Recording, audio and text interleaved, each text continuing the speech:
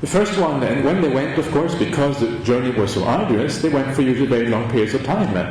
The most famous Chinese monk to go to India is a monk called Xuan Zang.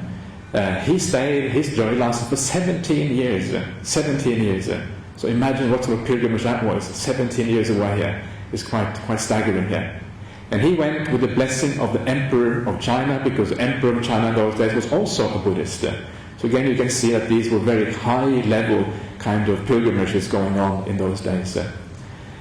And Xuan Zang went to China. The reason why many of these monks went to China in those days was twofold, basically. First of all, they wanted to go to the holy sites, to pay their respects there, to get a feeling for Buddhism in its original land, just like most pilgrims do today. That was obviously one very important reason.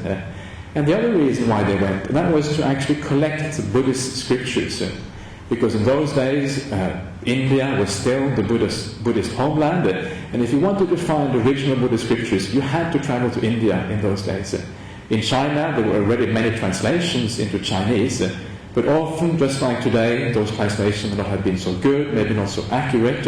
So people wanted to go back to the homeland of Buddhism to find the original, the real teachings of Buddhism, just in the same way as we are today, always searching. But what actually did the Buddha teach? What are the original teachings?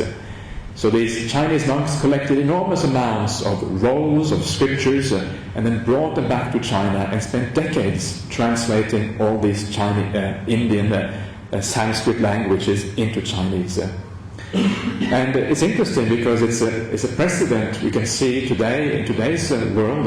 You will find that many monks, particularly monks but also academics, are extremely interested in this question: what actually did the Buddha teach? Who was the Buddha? What are his true teachings? Because obviously this is very important. If we know what the Buddha taught, well, that is the teaching which has real authority in Buddhism. What anybody else says, okay, that's fine, maybe they're right, maybe they're wrong, we can't really tell. But the Buddha, we have to assume that his teachings were right.